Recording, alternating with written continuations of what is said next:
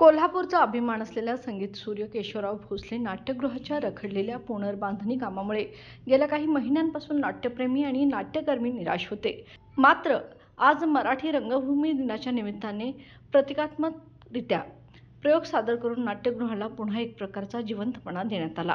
नाट्यगृहाचे काम गेल्या 3-4 महिन्यापासून ठप्प असल्याने नाट्यप्रेमींनी प्रशासनाकडे वारंवार अर्ज करून पाठपुरावा केला होता। जिल्हाधिकाऱ्यांनी जून-जुलै महिन्यात आश्वासन दिलं होतं की रंगभूमी दिनापर्यंत एखादा प्रयोग तरी सादर करता येईल इतकं काम पूर्ण करू। त्यामुळे आज मराठी रंगभूमी दिनाच्या दिवशी अपूर्ण अवस्थेत असलेल्या नाट्यगृहात 1 तासाचा प्रयोग सादर करण्यात आला।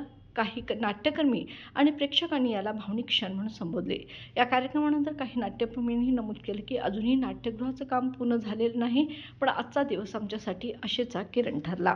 नाही, गेले 3-4 महिने आम्ही त्याच्यावरती खूप लढत होतो। प्रसाद आहे, मी आहे, किरण आहे, सगळेजण प्रत्येक ठिकाणी आम्ही जाऊन अर्ज दिलेले आहेत किंवा त्यांच्या मागे लागलेलो आहे। पण पहिला जो कॉन्ट्रॅक्टर आहे त्याच्याकडून जो डिले झालेला आहे त्याच्यावरती पुढे सगळंच स्लो डाऊन झालेलं होतं किंवा कोणी त्याच्यात लक्ष घालायला तयार नव्हतं आणि त्याची खरी कारणं आम्हाला काही कळत नव्हती।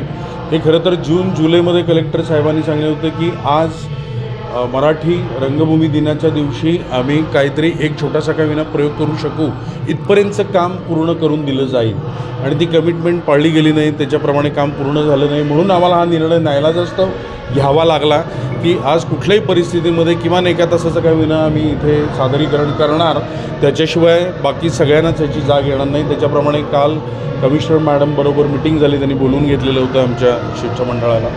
मी, प्रसाद, किरण सगळेजणच होतो त्याच्यामध्ये। त्याच्यात त्यांनी स्वतः जबाबदारी घेतलेली आहे की जो डिले झालेला आहे त्या संदर्भातली पहिल्या कॉन्ट्रॅक्टरची जी कामं आहेत ती 25 तारखेपर्यंत कुठल्याही परिस्थितीत आपण पूर्ण करून घेऊ।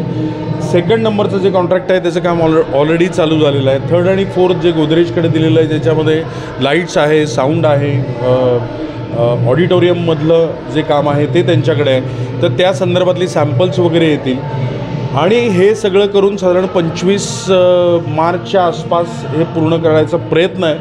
आम्ही त्यांच्यावरती आत्ता विश्वास ठेवलेला आहे। ह्याच्या आधी पण बऱ्याचशा मिटिंग झाल्या आणि त्याच्यात बऱ्याचशा कमिटमेंट केल्या गेल्या पण त्या पूर्ण केल्या गेल्या नाहीत। त्यामुळे आमचं हे म्हणणं आहे की आत्ता ही जस्ट सुरुवात होती आमच्या आंदोलनाची।